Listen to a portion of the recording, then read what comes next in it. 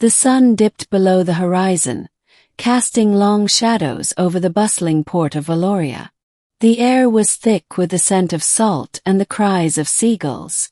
Ships of all sizes bobbed in the harbor, their masts reaching toward the darkening sky like skeletal fingers. Among the chaos, a young woman named Elara stood at the edge of the dock, her heart pounding in her chest. She clutched a small worn satchel to her side, her knuckles white with tension. Her emerald-green eyes darted nervously across the harbor, searching for a way out. Elara was desperate. She had to leave Valoria tonight. If she stayed, she would be forced into a marriage with Lord Cedric, a cruel and power-hungry nobleman who had already ruined the lives of countless others. Her father, a once proud merchant, had fallen into debt and agreed to the union to save his business. But Elara refused to be a pawn in their game. She would rather risk the unknown than spend the rest of her life in chains. Her gaze landed on a ship at the far end of the dock. It was smaller than the others, with a sleek black hull and sails that shimmered faintly in the moonlight. The name Eclipse was painted in bold silver letters on its side. A group of rough-looking sailors were loading crates onto the deck, their laughter echoing across the water. At the helm stood a man who could only be the captain. He was tall and broad-shouldered, with a mane of dark hair and a scar that ran from his left temple to his jawline. His piercing blue eyes scanned the dock, and for a moment they locked with Elara's. Her breath caught in her throat. This was her chance. Summoning every ounce of courage she had, Elara strode toward the ship, her boots clicking against the wooden planks. The sailors paused their work to watch her approach, their expressions a mix of curiosity and amusement. She ignored them and climbed the gangplank, her heart racing with every step. The captain turned to face her as she reached the deck. Up close, he was even more intimidating. His presence was commanding, and his eyes seemed to see straight through her. "Can I help you, miss?" he asked, his voice deep and gravelly. Elara swallowed hard. "I need passage on your ship."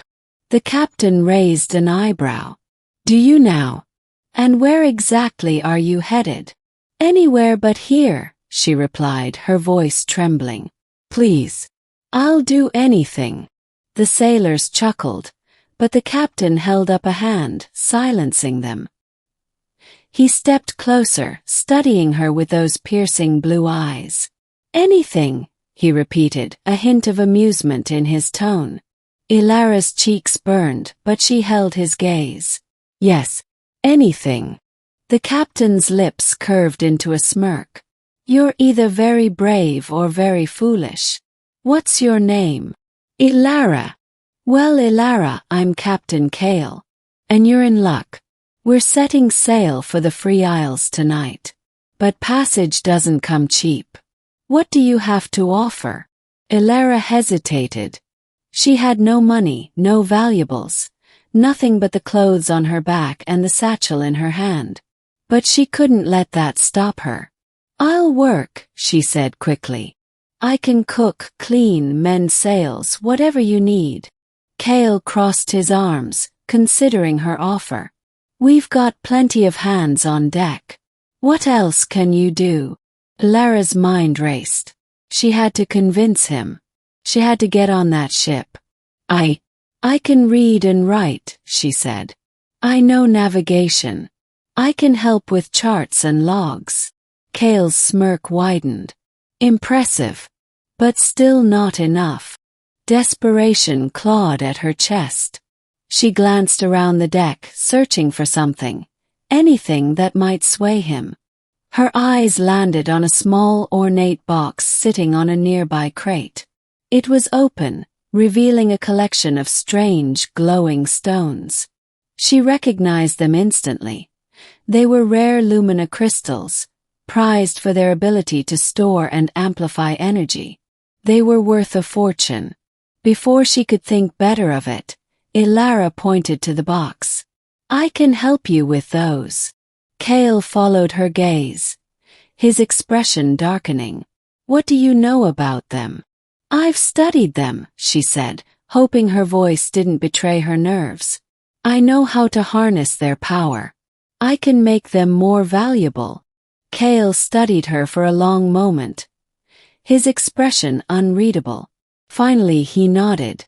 All right, Elara. You've got yourself a deal. But if you're lying to me, you'll regret it. Relief flooded through her, but it was short-lived. As Kael turned to bark orders at his crew, one of the sailors stepped forward, blocking her path. He was a hulking man with a face like a bulldog and a sneer that made her skin crawl. You sure about this, Captain? He asked, his voice dripping with disdain. She looks like trouble.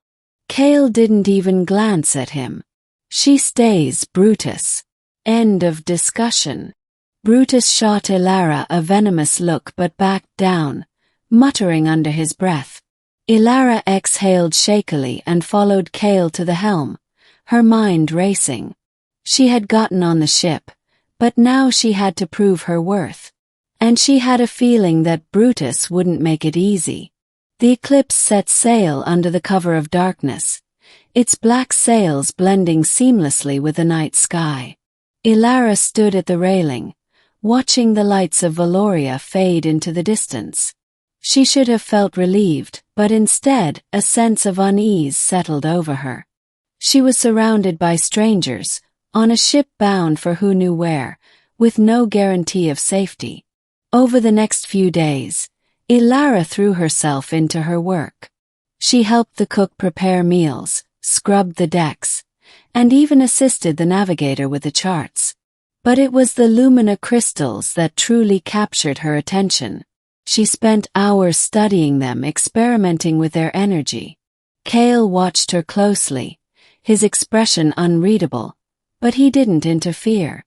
Brutus, on the other hand, made no secret of his disdain. He taunted her at every opportunity, his words sharp and cutting. What's a pretty thing like you doing on a ship like this? He sneered one evening as she worked on the crystals. You'd be better off in a brothel. Elara ignored him, focusing on the task at hand.